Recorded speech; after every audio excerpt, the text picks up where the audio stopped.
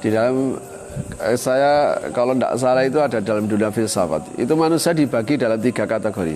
Ada manusia kepala, ada manusia perut, ada manusia jantung. Itu tipe-tipe.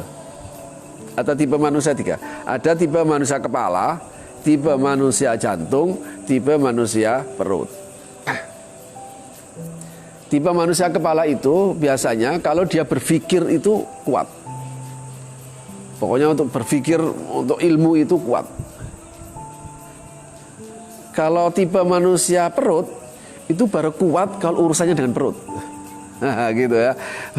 Maka orang begini ini nggak bisa dibawa kepada ahli hikmah. Ini bahaya. Kenapa? Karena dia hitung-hitungan perut.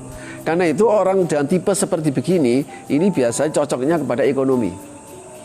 Misalnya ini, kalau seandainya saya ini seorang tipe manusia perut misalnya, dan kemudian saya bekerja, berdagang, kira-kira saya berpikir tidak untuk berdagang saya?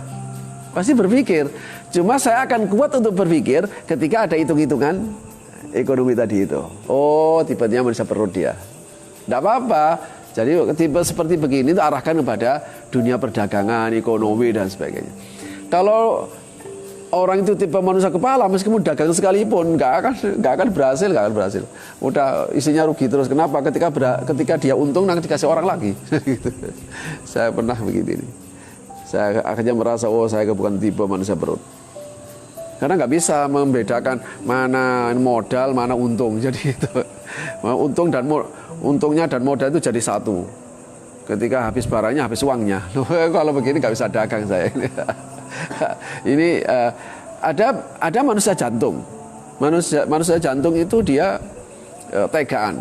Maka orang seperti begini cocoknya di keamanan, polisi, militer gitu ya. Manusia jantung. Meskipun dia seperti begitu, dia tetap menggunakan akalnya untuk bagaimana strateginya bisa kuat. Bagaimana caranya supaya nggak kalah karo maling misalnya. Itu dia pakai akal. Maka manusia akan terus bisa kuat menggunakan akalnya sesuai dengan potensi dirinya. Kamu potensi apa? Tipe kamu tipe manusia apa?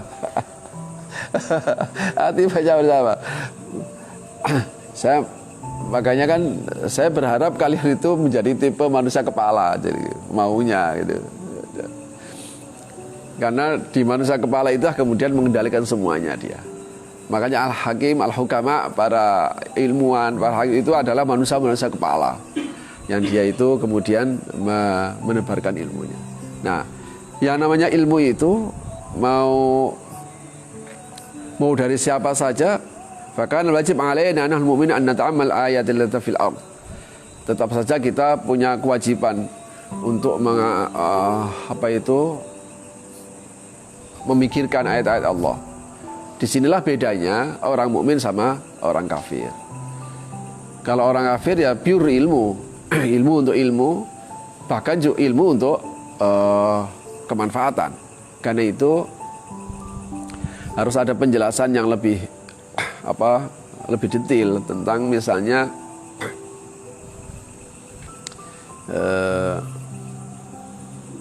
saya dulu pernah menyebutkan bahwa anugerah Allah yang diberikan kepada manusia itu salah satunya di samping al-quwah an-nadhariyah itu al-quwah al-amaliyah, potensi untuk beramal. Al-quwah al-amaliyah ini adalah ciri manusia. Manusia itu berbuat dengan satu perenungan, dengan satu perencanaan. Kan orang bekerja itu nggak terus kemudian dia pergi kerja tahu-tahu di kantor, loh kok tahu-tahu saya di kantor ya? Kan nggak boleh ngelindur toh. Pasti ini sudah ada perencanaan. Saya harus bergerak ke sana. Nggak mungkin ada orang mau gerak ke sana yang tahu-tahu tiba sampai di sana tanpa ada perencanaan. Wah, kok saya jalan ke sini tadi? Oh, nggak mungkin orang kerja ngelindur. Ini namanya amal. Dia sudah bekerja sesuai dengan arahan. Dia harus berhitung kemana arahnya. Nah gitu. Makanya potensi ini menurut Ar-Razi ini akan kemudian menjadi semakin meningkat ketika al-quwah al-amaliyah ini kemampuan untuk beramal tadi itu kemudian bisa memberikan kemanfaatan dan kemaslahatan bagi sesama. Jadi fungsinya tadi itu, kemanfaatan dan kemaslahatan bagi sesama.